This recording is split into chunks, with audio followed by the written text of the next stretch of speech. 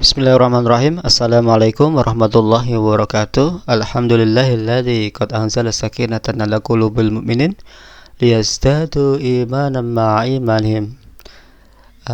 Puji syukur kita haturkan kepada Allah Subhanahu wa taala yang telah memberikan kita kenikmatan, rahmat, taufik serta hidayahnya sehingga pada hari yang cerah ini Allah berikan sakinah, ketenangan jiwa pada diri kita, karena sesungguhnya dengan ketenangan jiwa itu dapat menambahkan keimanan dan ketakwaan kita kepada Allah Subhanahu wa taala. Liyazdadu imanan ma'a imanihim, yaitu menambah keimanan kepada diri kita. Baik Bapak Ibu semua, pada hari ini saya akan share pada Bapak Ibu semua tentang Google Classroom, di mana ini adalah merupakan media kelas yang kita buat dalam dunia maya, yang merupakan salah satu pilihan media untuk KBM di masa corona. Yang pertama yang perlu kita pastikan bahwa kita mempunyai Gmail Bapak Ibu semua. Kemudian ketika kita sudah mempunyai Gmail di Android Bapak Ibu semua, masuk ke Play Store. Kemudian cari aplikasi yang bernama Google Classroom, install, tunggu sampai selesai, kemudian isi semua, kemudian kirim. Kemudian buatlah kelas sendiri jika Bapak Ibu sebagai seorang wali kelas ataupun guru bidang. Dan biasanya kalau guru bidang itu ngajarnya di mana-mana, ada bisa 3 kelas, 4 kelas dan seterusnya. Atau mungkin contoh guru bahasa Indonesia bisa ngajar 9 kelas ya, kalau untuk SMP ya. Kemudian bagikan kode Bapak Ibu ke semua siswa ya. Selamat mencoba ya Bapak Ibu semua, mudah-mudahan ini bisa bermanfaat. Kemudian dengan seperti itu mudah-mudahan kita juga sudah melaksanakan yang namanya merdeka belajar, karena sesungguhnya belajar itu tidak harus di dalam kelas, di rumah pun kita juga bisa belajar. Nah, inilah pentingnya merdeka belajar. Mudah-mudahan ini membawa manfaat bagi kita semua. Catatan bagi kita semua bahwa aplikasi ini bisa dianjurkan digunakan untuk siswa SMP dan SMA. Adapun untuk siswa SD, mengikuti kebijakan yang berlaku. Jika boleh, kenapa tidak, terutama kelas atas. Tentu saja ini dengan kesepakatan bersama dari tingkat manajemen pimpinan sekolah kita. Baik, terakhir Bapak Ibu, saya akan sampaikan di sini tentang doa yang biasanya diajarkan oleh Ustadz Ujang di dalam masjid dan dibacakan bersama-sama dengan ustadz-ustadz yang lainnya yang tidak mungkin saya sebutkan satu persatu. Baik, mari kita melafalkannya. Doa mohon dilindungi dari penyakit berbahaya. Allahumma inni a'udzubika minal barosi wal jununi wal juzami wa min sayyi'il asqam. Ya Allah, aku berlindung kepadamu dari penyakit belang, gila, kusta, dan dari segala penyakit yang buruk atau mengerikan lainnya. Semoga kita semua bisa mengamalkan doa ini dalam setiap habis sholat ataupun dalam setiap waktunya. Dan mari kita lanjut ke tutorial cara dan bagaimana menggunakan aplikasi Google Classroom itu sendiri. Terima kasih. Baik Bapak Ibu, kita akan lanjutkan bagaimana cara kita menggunakan dan membuat Google Classroom. Kita ketik sini Google Classroom. Pastikan Bapak Ibu semua sudah terinstall di HP-nya Google Classroom, dan pastikan juga ke anak-anak Bapak Ibu, anak-anak siswa-siswa Bapak Ibu sudah terinstall juga Google Classroom. Saya akan masuk di sini Google Classroom. Kebetulan saya sudah menginstalnya dan saya sudah menggunakan pada tahun lalu ketika saya masih ngajar di SMA. Kita tunggu Bapak Ibu. Oke, di sini saya sudah membuat beberapa kelas, yaitu kelas SMA, SMA, tapi sudah 1 tahun yang lalu memang anaknya sudah pada keluar dari kelas ini. Jadi memang waktu itu hanya percobaan ya. Kemudian saya juga ikuti kelas yaitu All Out TM CSAN. Ini diikuti oleh orang-orang se-Indonesia yang terkait dengan TM CSAN ya, Jaringan Sekolah Alam Nusantara ya. Bapak Ibu semua, langkah pertama ketika kita harus membuat kelas Google Classroom ya. Di sini perhatikan ada tanda plus, kita klik di sini, kemudian kita buat kelas, Kemudian kita checklist di sini. Kemudian kita lanjut ya, Kita kasih nama semua 7B.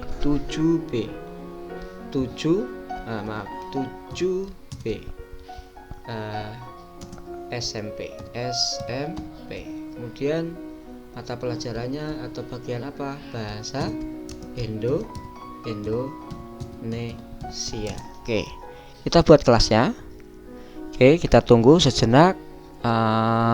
Tergantung kecepatan ya, kecepatan internet yang kita gunakan. Kalau semakin cepat pula membuat kelasnya. Oke, Bapak Ibu, di sini ada tampilan, ini ada background. Karena bahasa Indonesia, kita pilih temanya yang sesuai dengan bahasa. Baik, Bapak Ibu bisa ganti di sini. Di sini ada bahasa dan sejarah. Kita bisa pilih gambarnya di sini. Bisa pakai ini, bisa pakai ini, bisa pakai ini. Semua ini adalah bagaimana mereka menulis sebuah cerita ya, atau novel dan seterusnya. Biasanya orang bahasa, orang sastra suka dengan itu. Kita pakai yang ini. Coba. Kemudian kita pilih tema kelas. Maka akan berubah, tema kelasnya akan seperti itu. Kemudian Bapak Ibu, di sini ada kotak. Kita zoom. Nah, ini Bapak Ibu kode kelas ini namanya. Kode kelas. Kode kelas ini kita bisa copy. Klik di sini. Kemudian jangan lupa kode kelas ini kirimkan ke grup Bapak Ibu dengan murid-murid Bapak Ibu. Karena murid-murid Bapak Ibu nanti, siswa-siswa itu akan masuk ke kelas ini dengan terlebih dahulu menginput kode ini. Sehingga mereka bisa masuk. Kalau bisa diilustrasikan seperti ini, contohnya mereka bisa gabung ke kelas. Nah, kode tadi yang diterima siswa tadi dimasukkan di sini Bapak Ibu semua. Dimasukkan di sini. Kemudian gabung. Oke. Terus pertanyaan berikutnya adalah bagaimana cara membuat tugas atau memberikan tugas. Sebelumnya saya akan sampaikan di sini ada forum, ada tugas, ada anggota, ada nilai ya. Bapak Ibu semua, forum ini gunanya untuk apa? Untuk komunikasi. Contoh, Bapak Ibu mau komunikasi kepada anak, "Hai anak-anak, bagaimana kabarnya hari ini? Apakah sehat semua?" Anak-anak nanti bisa merespon ya. Respon dari apa yang Bapak Ibu tanyakan di sini. Kemudian kalau kita mau memberikan tugas kepada mereka, tinggal kita klik di sini ada kata tugas kelas ya. Kemudian kita buat. Kita bisa tugas kuis, pertanyaan, materi, gunakan kembali postingan, topik dan seterusnya. Terserah Bapak Ibu semua mau yang mana yang digunakan. Contoh, kita mau memberikan tugas tentang materi. Anak disuruh membaca tentang materi tertentu terkait dengan masa kekinian. Contoh, kita akan tambahkan di sini. Kebetulan saya sudah punya filenya. Saya langsung saja, ini bisa ngambilnya dari Google Drive juga bisa. Link, kemudian file dari YouTube juga bisa masukkan di situ. Kemudian saya akan mencoba menggunakan file saya, yaitu dengan file yang sudah ada dalam komputer. Nih, pilih file dari perangkat Anda. Ya udah, saya pilih file dari perangkat komputer saya. Saya akan masuk di situ.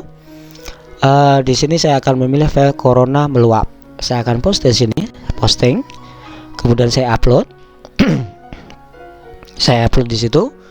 Kemudian jangan lupa dikasih judul. Judulnya adalah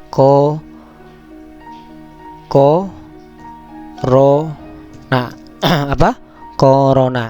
Kemudian kita posting. Oke. Posting Bapak Ibu. Setelah diposting akan muncul seperti itu. Nanti anggota grup ini, siswa-siswi itu akan melihat apa yang kita posting Bapak Ibu semua. Ini adalah contoh yang tidak ada siswa-siswinya. Kalau ada siswa-siswinya nanti akan muncul di sini siswa-siswi. Contoh, kita akan melihat yang sudah ada siswa-siswinya, yaitu di SMA ya, SMA. Nih, kelas SMA, contoh di kelas ini.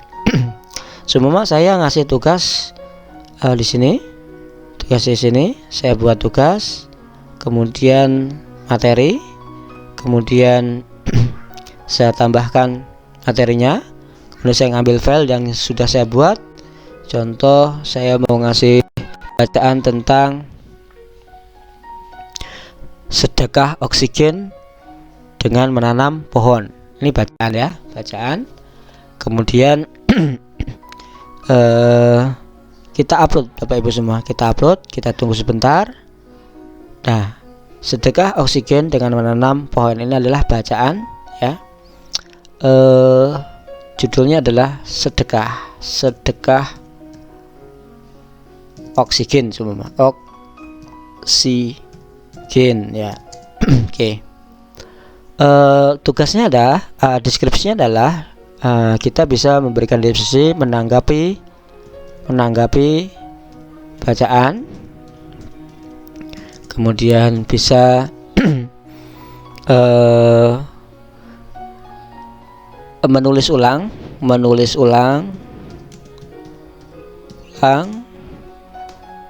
kemudian memberikan alasan yang logis kenapa kita harus bersedekah oksigen dan seterusnya, DSB dan sebagainya ya.